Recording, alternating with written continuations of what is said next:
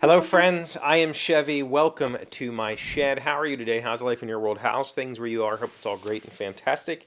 It is freezing cold here. Not necessarily in the shop. It's probably in the 50s in here, but it's still pretty cold.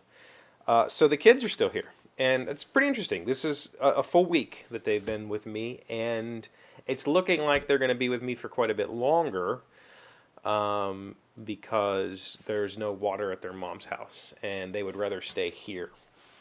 And that's great. I don't know the last time we've spent this length of time together, just as a group, but they really like it here. They're really enjoying it. To some degree, they seemed excited that they get stuck here, right? Stuck here. We've just been kind of hanging out, playing some video games, relaxing together. I cook dinner every day like I normally do. So the my youngest is going camping this weekend, so they won't be here at all. I think my oldest is missing Minecraft the most. She's 17, and she's that point in age where she has her own space, she has her own stuff, she has her own interests, and all of that is at her mom's house. We don't have I don't have money for a second set of everything here, so we bought her a gaming PC 2 years ago for Christmas, for solstice.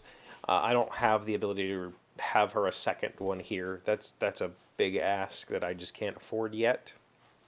So she's really missing that. She's really missing, she has her guitar at her mom's house, and she can just kind of play that. She is missing, so she's missing things, but at the same time, I think she's just enjoying the relaxing atmosphere. She likes it here. The youngest is doesn't really entertain themselves. They never really have. They don't play with toys. They don't like to be alone. So they've never really spent a lot of time alone.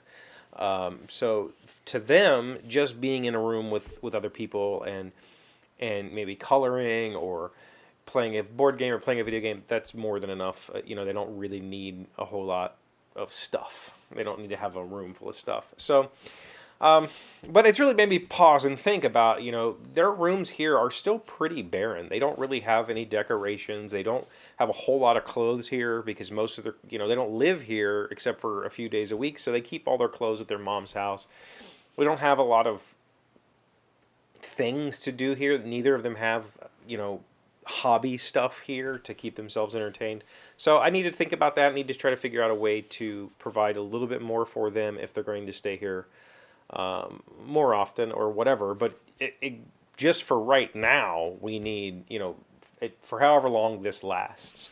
It could be a matter of weeks at this point. We're not sure, but I love having them here. I get to see them, bunches, and cook for them, make sure they're eating good and taking medicines and brushing their teeth and all that sort of stuff. All the sort of parenting stuff I miss out on when they're not here, I get to do. And, they love M. M's here with us, and they get along super duper well. M and my youngest color and talk a lot and watch silly videos and play video games. So that they all get along really well, and it feels really good to give them, that they have a backup space, basically. They have two spaces that they can call home and feel appreciated and loved while they're here. So that's important. It's been a good week, though. I know tomorrow is episode 1500, and I did nothing to prepare for it. I looked at your suggestions, and for the most part, it was just do a show. I might do a little behind the scenes kind of thing, starting with me upstairs and coming down so you get to kind of come down here, record, that sort of stuff, and then go back up and edit.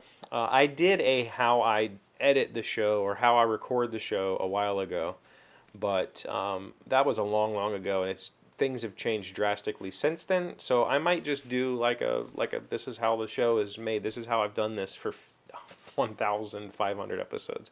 I don't know.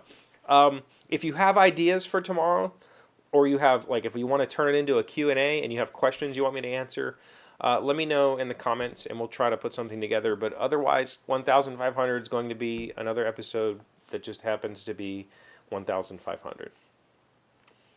That's all I have for you today. Thank you for being here as always. Thank you for liking, commenting, subscribing, being amazing friends, wonderful people.